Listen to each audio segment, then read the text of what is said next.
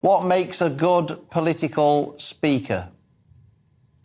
Okay, so a great political speaker is someone who is able to convey their ideas with confidence and clarity and passion. And someone who's really taken time to think about the audience. So it's not about what do I want to say, it's about what do I want the audience to hear. And so in order to get to that step, you've got to step back a little bit and think, okay, what do I want them to do? Every speech and presentation is there for a reason. It's there to make something happen. You want someone to do something, to buy your product, to buy into your ideas, or in political terms, to go and vote for you.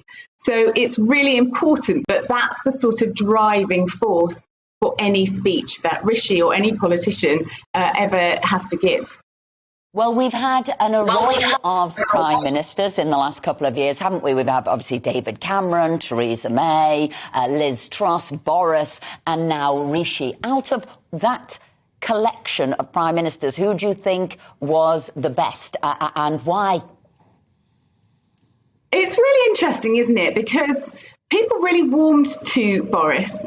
And yet he also came under fire quite often for his speeches that often seemed a little bit ad hoc. He sometimes didn't seem very clear himself on what he was trying to say. I know Liz Truss also received a lot of criticism, and indeed Rishi last week on giving his first speech outside Number 10, he came under fire for being quite robotic.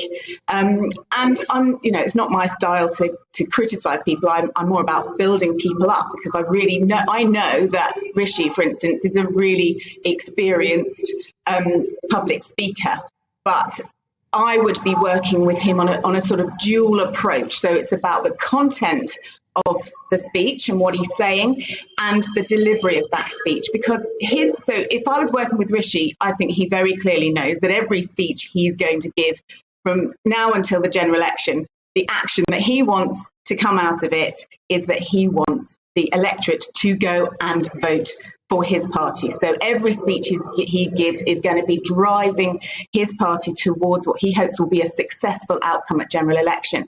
And he's very aware that he's got to regain the trust of the electorate. And regaining trust is a lot harder than gaining trust. When you've got to rebuild something, you're not starting from zero. You've got a lot of work to do to get back to zero. So I would be working with him on the delivery, so helping people to see that he is genuine, he's authentic, and I think perhaps on Thursday he was a little bit thrown perhaps by nerves, which we all are. I mean, when you see the number of photographers and journalists at Downing Street that day, you can see that it would be pretty unnerving. But what happens to us then is that we lose the colour in our voice that makes it interesting and human and authentic. And I'd also be looking at the content of his speech. So he's really got to connect with us. He's got to show us that he really cares about us, so that we can trust him. We can trust that he's got our best interests at heart, that the things we worry about are the same things he worries about. And that's a tough gig for him, because when he says to us as an electorate... Anna?